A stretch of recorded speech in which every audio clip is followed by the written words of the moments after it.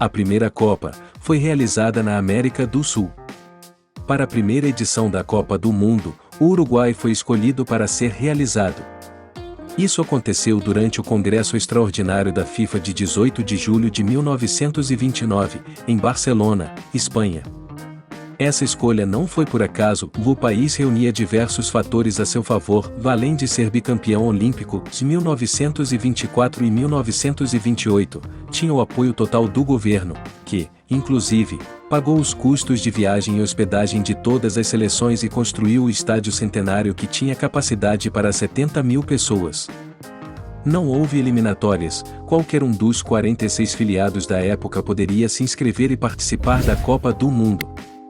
O destaque do torneio foi a seleção uruguaia, que estava no ápice da melhor geração de futebolistas da história da Celeste Olímpica, que contava com as estrelas Leandro Andrade, Héctor Omanco Castro, Héctor Scaroni, Pedro Cia, José Nazazi, Pedro Petroni e Santos Urdinarã, que eram todos integrantes das delegações campeãs olímpicas de 1924 e 1928 e fizeram bonito de novo na Copa de 1930. A final Uruguai x Argentina foi uma das mais emocionantes da história, com a seleção da casa abrindo o placar no início, seguido de empate e a virada argentina antes dos 40 minutos do primeiro tempo. Na segunda etapa a Celeste Olímpica mostrou sua garra empatando e virando o jogo. O título foi consolidado aos 44 minutos do segundo tempo, quando Omanco Castro marcou, de cabeça, o quarto gol, fechando o jogo em 4-2.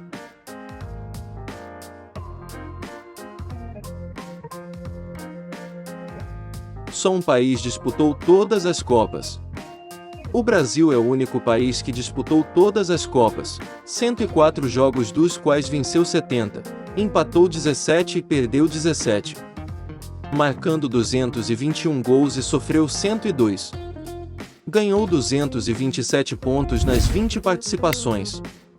Foi campeão 5 vezes, 58 na Suécia, 62 no Chile, 70 no México, 94 nos Estados Unidos e 2002 na Coreia do Sul e Japão. Vice-campeão em casa em 1950, e em 98 na França. Foi o terceiro colocado 2 vezes, em 38 na França e em 78 na Argentina. O Brasil foi o quarto colocado na Alemanha em 74 e em casa em 2014. Ronaldo é o principal artilheiro brasileiro com 15 gols, seguido por Pelé com 12. Jairzinho e Vavá com 9.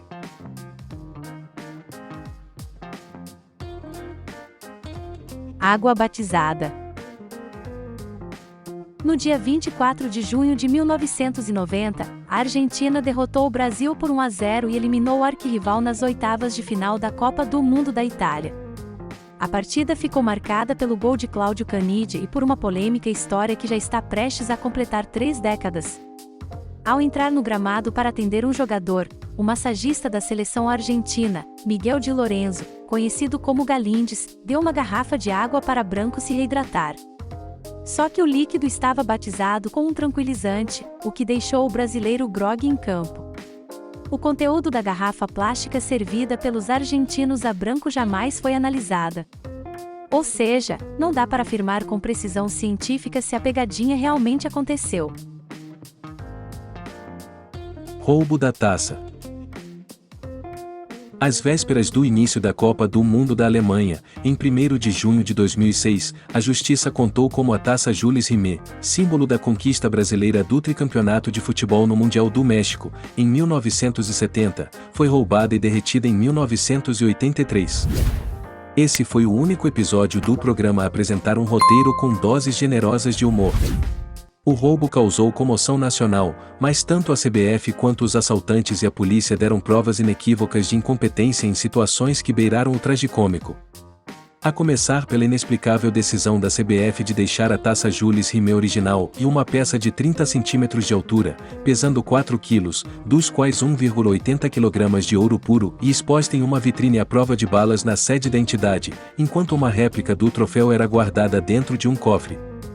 Não demorou para que essa informação chegasse ao conhecimento de Sérgio Pereira Aires, na época o representante do Clube Atlético Mineiro.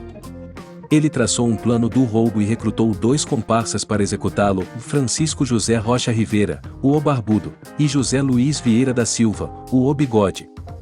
Eles invadiram o prédio, renderam vigia noturno, arrombaram a moldura e roubaram a Júlio Rimé, além de outras 3 taças.